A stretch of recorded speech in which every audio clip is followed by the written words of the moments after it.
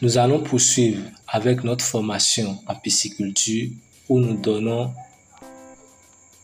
aux aquaculteurs, notamment pisciculteurs, des notions pour leur permettre de s'en sortir dans leur élevage.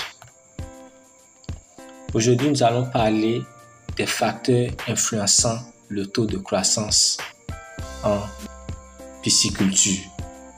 Nous allons parler premièrement de la qualité de l'eau, deuxièmement de l'âge et de la génétique, troisièmement nous allons parler de la santé des poissons et enfin nous allons parler de la densité de mise en charge.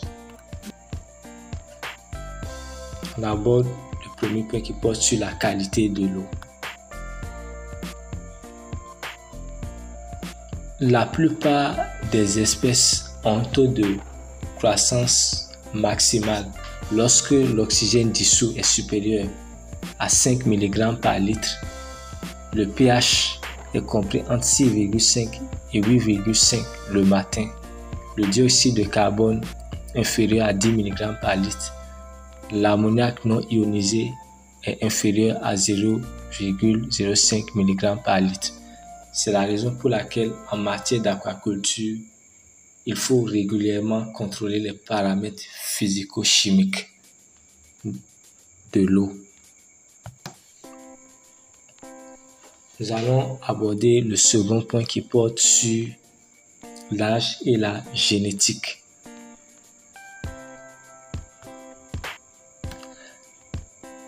En ce qui concerne l'âge et la génétique, les poissons de grande taille arrivés à maturité croissent plus rapidement que les petits poissons à maturité.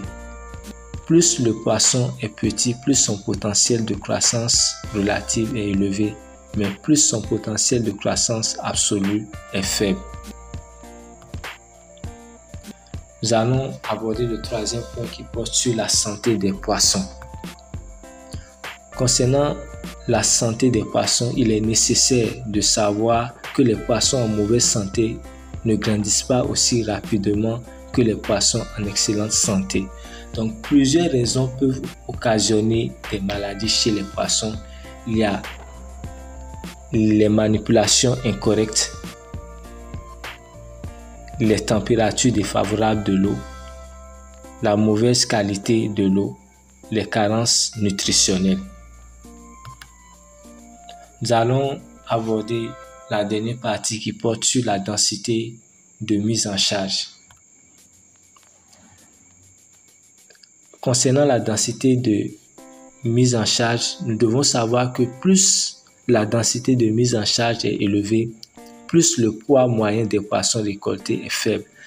Il s'agit là du cas où le stock exploitable est à un niveau critique. Nous devons aussi savoir que lorsque les poissons se reproduisent pendant la période d'élevage, la densité peut être contrôlée en recourant à la polyculture avec un prédateur, c'est-à-dire un poisson carnivore.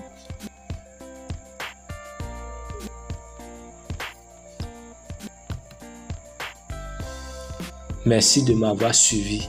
À la prochaine pour une nouvelle vidéo. Si vous avez des questions, n'hésitez pas à les laisser en commentaire.